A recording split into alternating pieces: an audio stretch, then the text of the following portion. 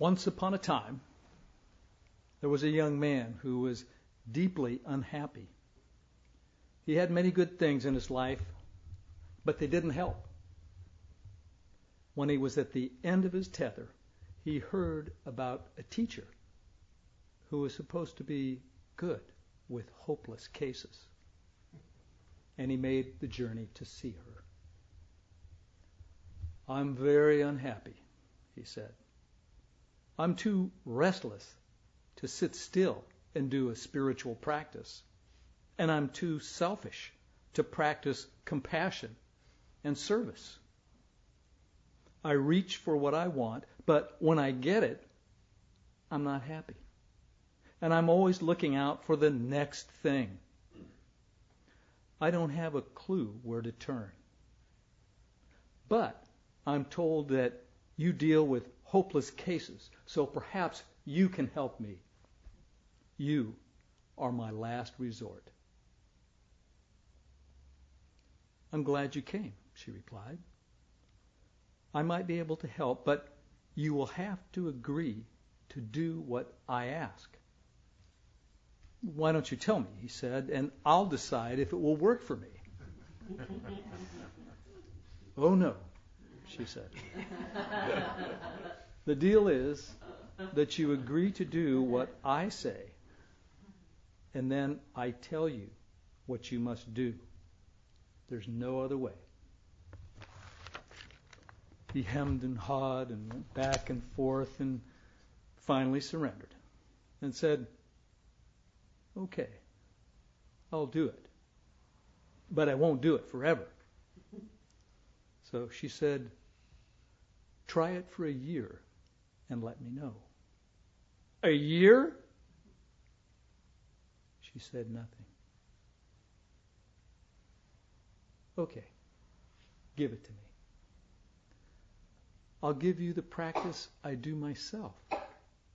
Whenever anything appears in my mind or appears in the world, I say, 'Thank you very much.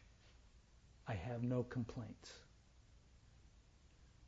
"That's all? That's it? That'll never work for me." "You agreed for a year. Off you go now. Thank you very much. I have no complaints whatsoever."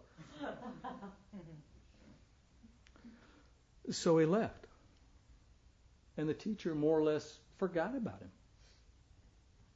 Then a year passed, and he asked for an interview and arrived in her interview room.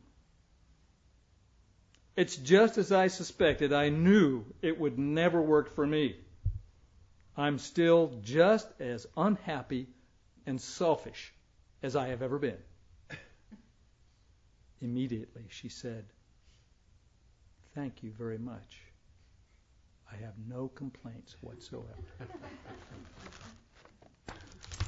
With her words, he felt an eruption in his chest and began to laugh and immediately understood what she meant and laughed and laughed and laughed, and his happiness didn't subside, though it did become quieter some months later.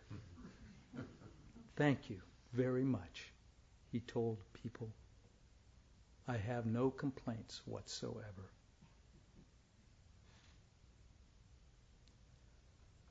Good evening to all of you bodhisattvas. Most of the time I say future corpses. Now, I use this salutation it's a personal mission, to drive home the point of our own impermanence, kind of like our evening gatha. Of course, we all intellectually know that we're going to die, but have we really come to terms with this fact? If you do, it can change your life. And I don't mean in a negative or dark way. It can help you achieve a richer, fuller life. Now, I usually don't use that phrase with my hospice patients. Most of them know they're on their last days.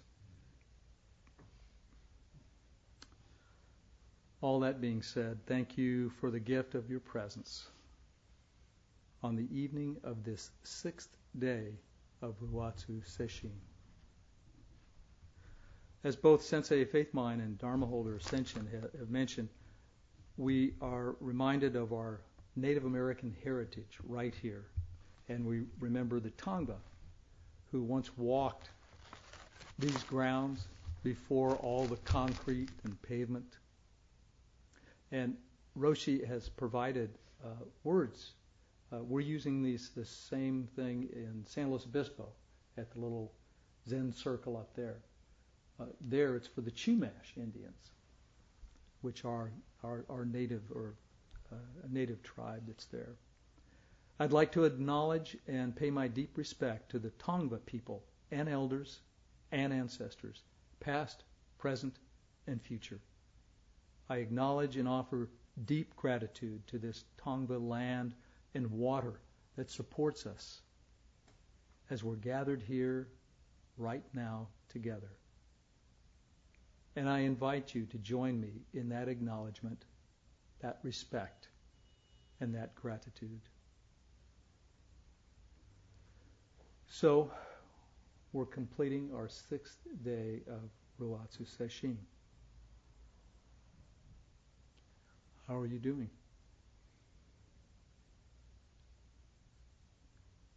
Tired? Settled? Bored? I entered the container with a blossoming cold, an early Christmas gift from my grandchildren. So apologies for some of the hacking. So I kind of had low energy, but I'm very sincere when I say I'm a Sesshin junkie. I absolutely love these. I wish we had them every month. I wish I could live my life 30 days a month doing this. It's I get energized as the week goes on. And there's often, and maybe you have experienced this as well, there's a kind of a noticeable cycle that happens as we go through Sesshin. Especially if you're new, you're getting into new service positions. And, I know when I'm here, I'm amped. I never sleep the first night. I think Dharma Joy said the same thing.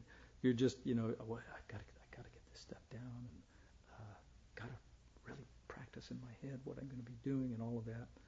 And so you do that, you get it all down, you make some mistakes, miscues, screw-ups, but finally, it kind of settles. At least for me, it does. And then somewhere midway or a little beyond, it all falls apart again. The rug gets pulled out from underneath you.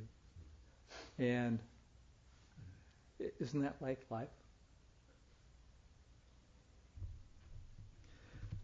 I haven't done the head server job in many years. I really researched it, read we've got a manual on it. And then I'm standing there, and I've been really, the first couple days, totally focused on Roshi and, what's going on. And then suddenly days go by, and I'm standing there, and my koan drifts into my head, or maybe thinking about something with the talk, and I miss a cue. Fortunately, enduring vow catches my eyes and brings me back to the present.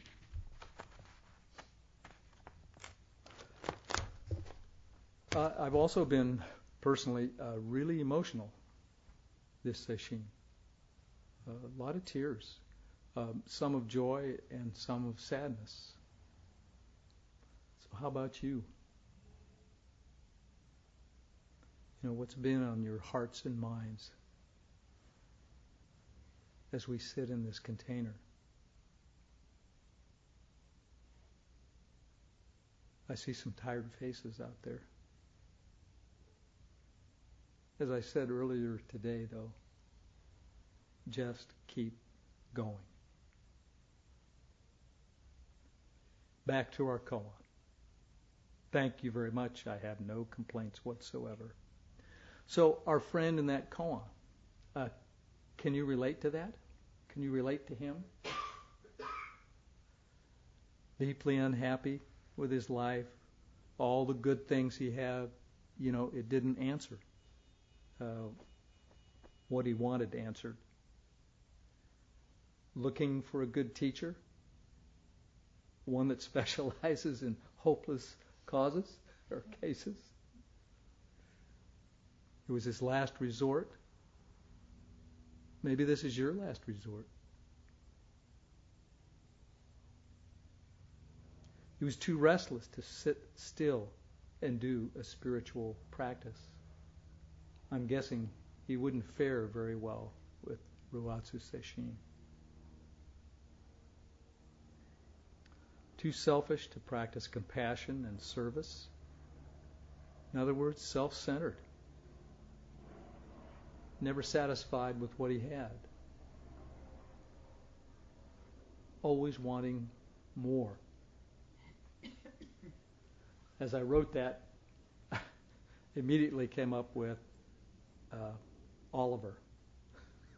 My oldest grandson is named Oliver.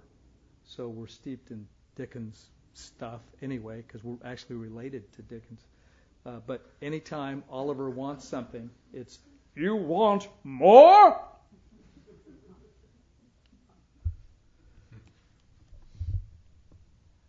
I have no complaints whatsoever. How about you? Any complaints? I've got plenty.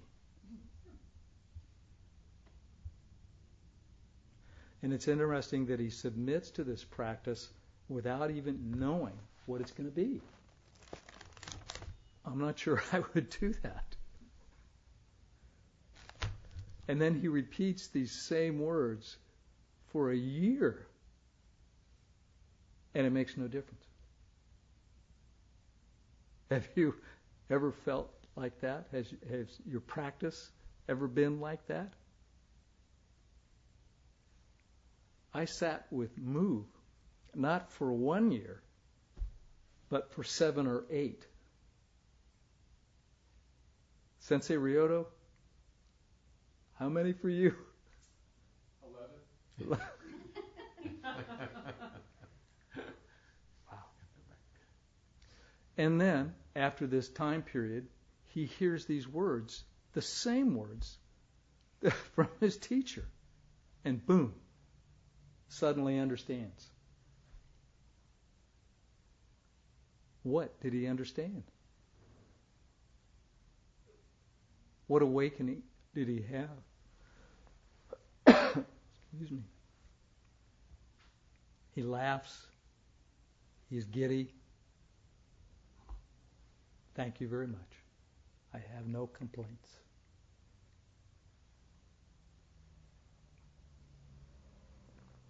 I read of a couple groups that work with this koan, the whole group, the sitting groups. One was an interesting story, actually kind of a sad story. They were going to do a one-day retreat on this koan, and the leader got sick and they had to cancel. Then when Monday evening rolled around, they still got together and they just decided they were going to go ahead and do it. But first came Monday morning. And Bill, who writes this, said, there was a tragedy. I had the Monday morning news given to me that I was told of a horrific event. A 12-step friend of mine had been stabbed to death by his mentally deranged son. So when Bill walked into the Zendo, his heart was pretty heavy. As he said, my only plans were to sit with this tragedy and later call out Mark's name, that was his friend, at the dedication sutra. Jacqueline was leading the evening sitting, and they went ahead and worked with this koan. So Bill wrote, did I have some complaints on my mind? You bet I did. This shouldn't have happened to Mark. What a senseless killing. His daughter had to call 911. The pain that she must be going through. And the troubled son, his life now. And the county. Why did they choose to close down the only emergency mental health facility? Oh yeah, I have some complaints here and not feeling much gratitude at all. And given more time, I might have included complaints about not having anything to be grateful for. Clearing my mind, coming back to the koan. Clearing my mind, coming back to the koan. I sat.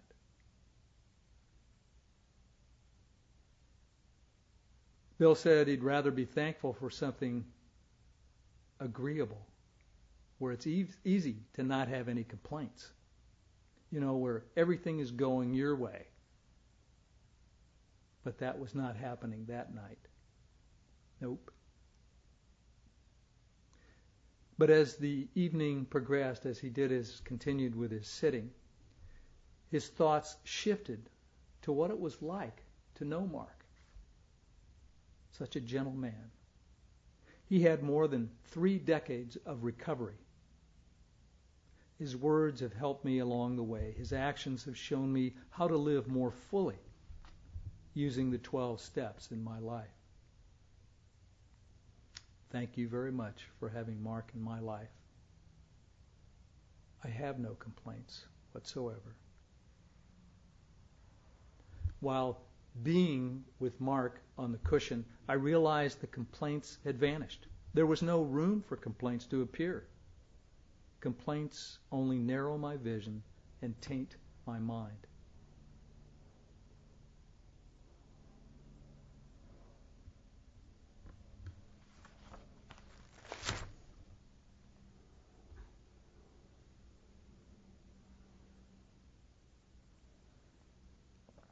Another group I read about did kind of the same thing, worked with this koan, the Wind and Grass Sangha, they were called, or they are called.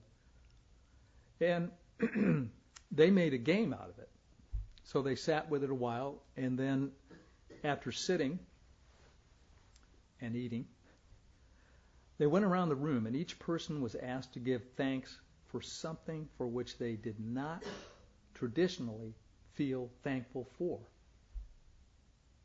Then the person next to them was to tell them, thank you. I have no complaints whatsoever. And then give their own thanks. So they had a list that went kind of like this. I'm thankful for 7 years of migraines.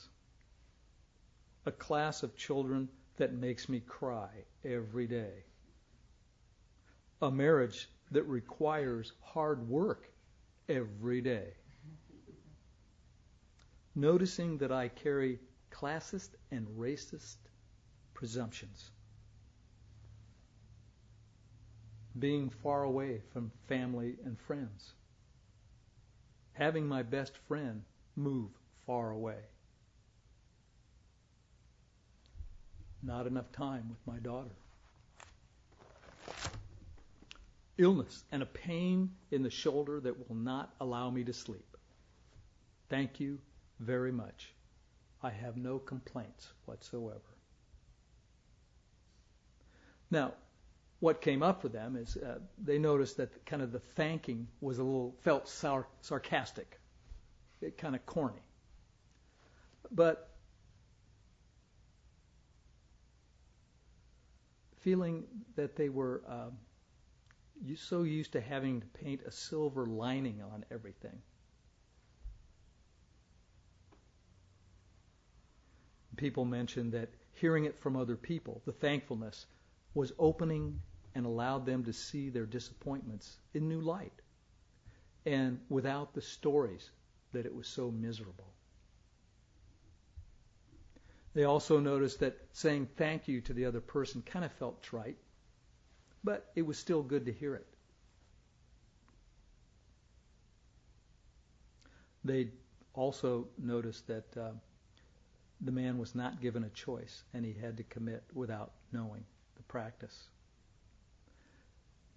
They said how wonderful it was that the teacher was sharing her own practice. That it was wonderful that he did not feel happier or less selfish after a whole year of practice. So how's that relate to us? How's it been with your practice? Been at it a while? What? No bliss?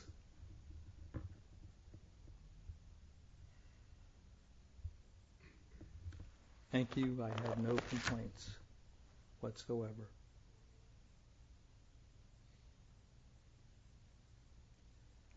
I have a similar story. It's very close. Hits closer to home. It's about my wife, Carla. A number of years ago, we ran into a pretty rocky patch. We had a business that went under, and from a financial standpoint, we pretty much lost everything. Our home, our retirement funds, savings, lost it all. It was a journey. It went more than a couple years going downhill. But at the end of that, I said, I love my life. And what can seem unfortunate at first may turn out to be an unforeseen blessing. So what had happened in the aftermath was that other doors had opened. I was able to give myself more fully to this practice.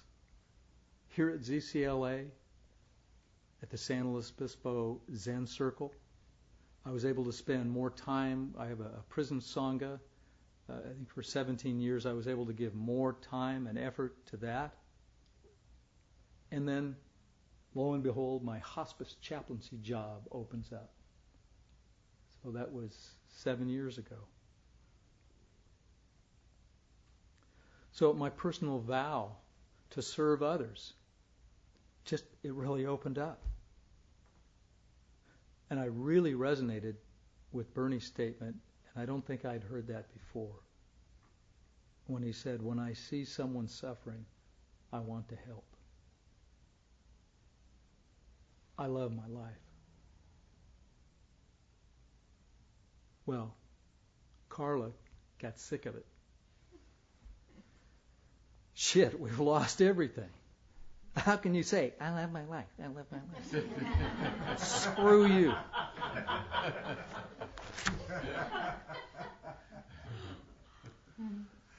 But amazing thing happened. Time went by, and she came in one day from her garden, and she said, I love my life. I love my life. I really do love my life. I asked her, what the heck happened? Well, she said she'd made a mantra up some time ago in her garden. And this time we've lost the home. We're downsized to this little tiny cottage in Los Osos. So she said she had this mantra and she kept repeating it over and over. And at one point, there was a shift. She had a shift. So I asked her, what was the mantra? Now, some of you may be too young in here to remember this, but the lion sleeps tonight. The verse, I'm not ascension. In the jungle, the mighty jungle, the lion sleeps tonight. In the jungle, the quiet jungle, the lion sleeps tonight. Oh, we know what, oh, we know what, oh, we know what, oh, we know what. She said she'd change the words. And her words, in my life, my lovely life, my heart sings tonight. In my life, my lovely life, my heart sings tonight. I love my life, I love my life, I love my life.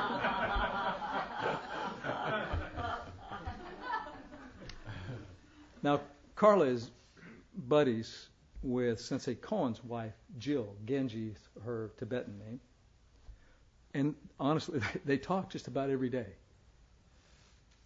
So Carla had shared this story with Jill. And about a month ago on one of my stays at Koen's place in Santa Barbara, I walked into the bathroom and there was a note, scotch taped to the mirror. I love my life. So what awakening did Carla have? What kind of a shift was that? Now, I was motivated to look into gratitude recently when I was asked to give the Buddhist reflection, a Buddhist reflection on the Buddhist approach to being grateful. I'm a member of the San Luis Obispo Ministerial Association, and every year we do a Thanksgiving service. It's always the Sunday before Thanksgiving, and it's a wonderful event. And this interfaith group, I think I've been with them 20 years. They're Catholic priests, and nuns, and deacons, and Episcopal priests, and Native Americans, Muslims, rabbis, Christian ministers, and pastors. We've got the whole gamut. And I've often said that if we could just take the template from that group and veil it over the world, our world would be a much better place.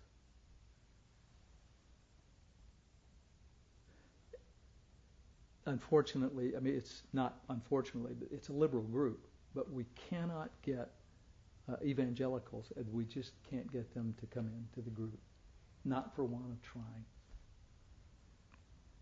I was also inspired by our positive emotion class that we've been doing this practice period.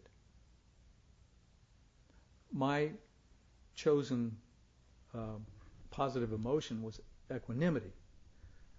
But when I was asked to do this piece on gratitude, I said, well, I want to look at that too. So what is the Buddhist approach to being grateful? I went to the Pali Canon. It's voluminous. But Google helps a little bit. The Blessed One said, now what is the level of a person of no integrity? A person of no integrity is ungrateful and unthankful. This ingratitude, this lack of thankfulness, is advocated by rude people. It is entirely on the level of people of no integrity. A person of integrity is grateful and thankful. This gratitude, this thankfulness is advocated by civil people. It is entirely on the level of people of integrity. I dare say our politicians have not read this. Are you a person of integrity?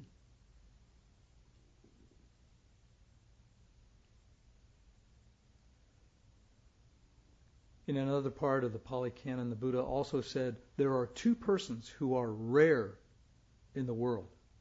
Which two?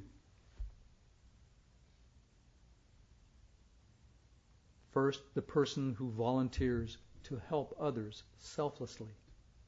And second, the one who is grateful and helps in return. Are you that rare person?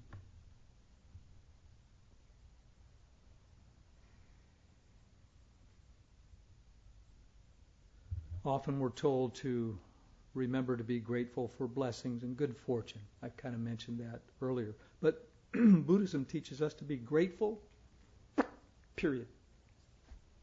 Gratitude is to be cultivated as a habit or attitude of mind, not dependent on the circumstances of our life, regardless of them.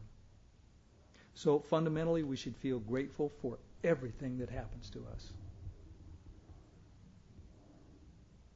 Albert Schweitzer said, the greatest thing is to give thanks for everything.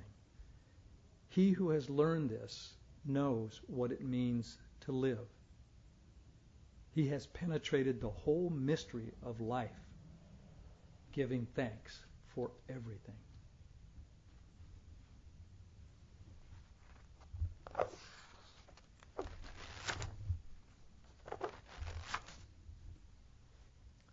It's also been said that gratitude is an antidote for greed. The writer Barbara O'Brien said greed often comes from a sense of not having enough, or at least not having as much as everyone else has. Gratitude assures us that what we have is enough. Greed and gratitude cannot peacefully coexist. So it seems. We often speak of the three poisons: greed, anger, and ignorance, each with its own antidote. Earlier this year, I went to Yokoji with a number of the Slow Zen Circle Sangha members. And Sensei Koan joined us along with one of his priests, Kanjin, who some of you have met. I suggest you all go there. It's a wonderful trip up in the mountains and really lovely. And we sat in their zendo, and as I put it, listening to the poetry of the canyon, crows squawking and the wind through the pines. It was really something. Well, Roshi Tenshin was there. He wasn't leading it, but Sensei Jokai was. And many of you know Sensei Jokai. And he had something come up, couldn't do the Dharma talk. So Roshi Tenshin was going to do that. And he sat behind a podium much like this one. And he said, okay, I've got a case study that I can deal with, or we can just see what's arising with you right now. And that's what we did. And it was a wonderful exchange. And what it made me think of, we're doing a lot more of this now. Our public face-to-face, it just seems so alive. Council, so alive. I have a council group at the prison that it's some of the most remarkable time I've ever spent in my life. And Ocean Jared Saib was here and formed this group. He's in, I think, 22 prisons throughout the state. It's alive. The Dokusan room is alive, unless you don't give the right answer, and then you're dead. It's very dead. But, it's that sense of aliveness, the right here, right now. And it's not to say that Dharma talks and Teishos aren't important, but in one sense, they're words. It's not just this. Not you experiencing just this. I joke about, that you can talk all you want about ice cream, but unless you eat the ice cream, you can't really experience it. You have to eat it yourself. And the same is true of the practice. Well, I also looked to Roshi Bernie.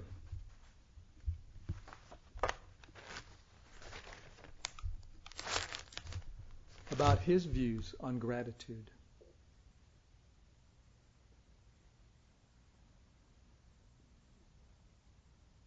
Oh, Bernie.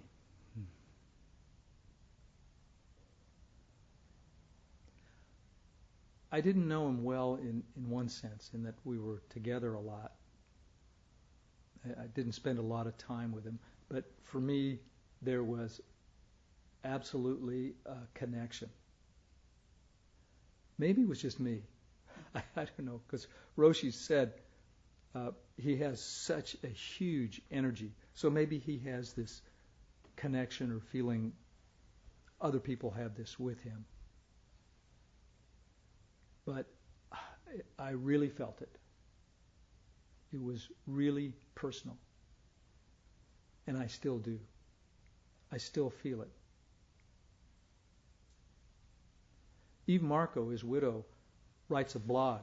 Almost every day she has a posting, and I followed this blog for a long time. And now, with these blogs, you can actually walk along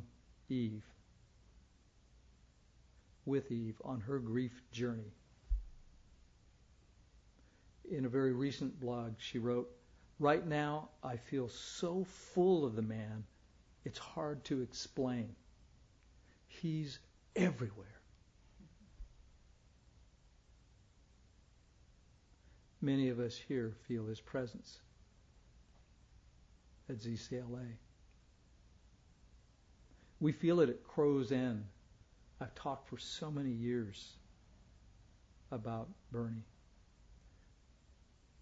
And we feel his presence at what I call the Los Osos Hermitage, where I live. I've read all his books. I remember reading Bearing Witness many years ago, when it first came out, and I vowed then to make that trip to Auschwitz-Birkenau. And I vowed to make street retreats a part of my own practice. So I've been to Auschwitz a few years ago, and Carla now wants to join me for another trip.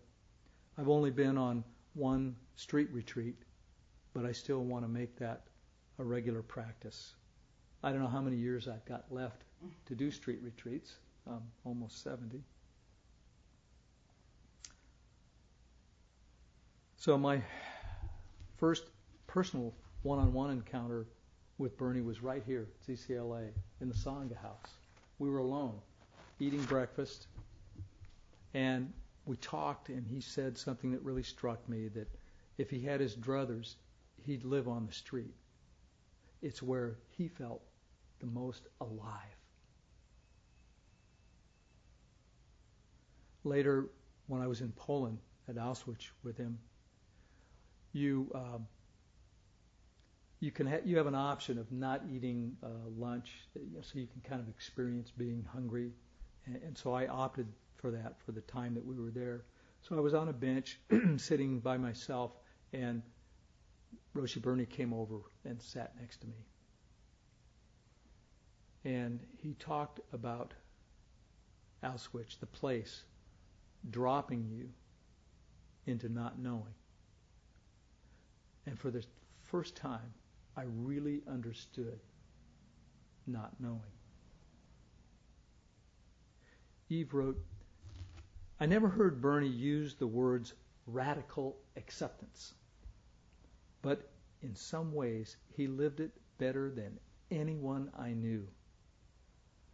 This is the world," he seemed to say.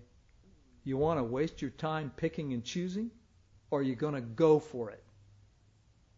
Bear witness and act. Bear witness and act. Bear witness and act. What choice have you got?" My teacher always said, Zen is life. Now, every time I hear that, I always, in my mind, picture Bernie with Rabbi Singer. Some of you know Rabbi Singer. Singing, to life, L'chaim, L'chaim, L'chaim, to life. Life has a way of confusing us, blessing and bruising us. Drink L'chaim, to life. How'd I do, Sinjin? I won't do the whole song. So, Tony Stultz, one of his longtime students, met with Roshi after he'd had his stroke. He was with Dr. Christopher Queen, a Buddhist scholar and one of the leading voices in engaged Buddhism. And the professor's course had introduced Tony to Bernie's work. So he had some questions. Some of it was quite interesting about. He asked him, you said you were in a state of non-thinking, which was very restful. But then Eve reminded you that you had said previously that the purpose of Zen is not non-thinking. That if you didn't wish to think, you could have a lobotomy. How has your view changed? And I won't go into that, the answer. But the next question was about gratitude. He asked him, you often say how grateful you are for the help you have received from individuals and groups along the way. There are customs for showing gratitude for material things, but how do we show it for immaterial things? How do you thank your teacher? How do you thank someone for supporting your cause? Roshi Bernie said, that's a beautiful question and very important. And again, because of my stroke, I went much deeper into this question of gratitude. You know, when you have a stroke, you're dealing with something that is pretty major. I had so many caretakers, all coordinated by my wife. That's Eve. That job was much more difficult than what I was going through. And what came up for me in seeing what she was doing and what other people were doing was just a great sense of gratitude. Now, the other side of my brain is much more active, and gratitude is much more important. So before my stroke, I would say that my brain was oriented around getting things done, and I was not as thoughtful or thankful for what was going on around me. I was a person who thought, I've got to do this, I've got to do that. If you can't help me, then I will move on to somebody else. But now the other side of my brain is much more active, and gratitude is much more important, which is part of the third tenet, taking action. It's hard to say which one tenet is more important than the other, but without the third, for me, that's what led me into social action. Of course, there are many teachers, including mine, Bernie said, whose emphasis was on sitting and knowing the truth. It was not on doing. But my emphasis on social engagement, and the reason I ran into trouble when starting out, caused people to think that what I was doing wasn't Zen. I love just sitting. But if it ain't got that thing, it ain't got that swing. I could just hear him saying that with his accent.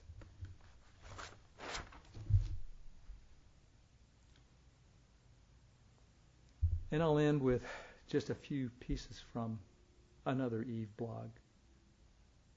This teacher, Maizumi Roshi, had left these parting words to his first successor, and that was Bernie. Life after life, birth after birth, never falter. Do not let die the wisdom seed of the Buddhas and ancestors.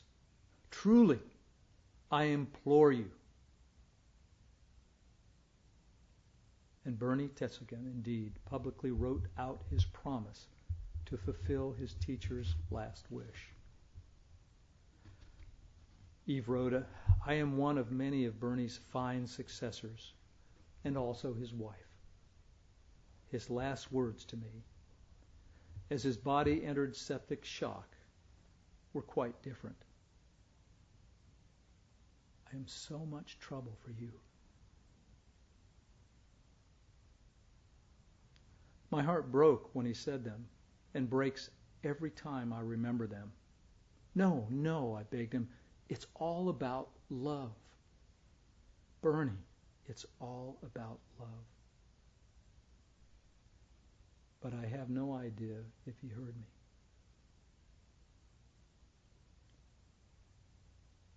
Thank you very much, Bernie. I have no complaints whatsoever.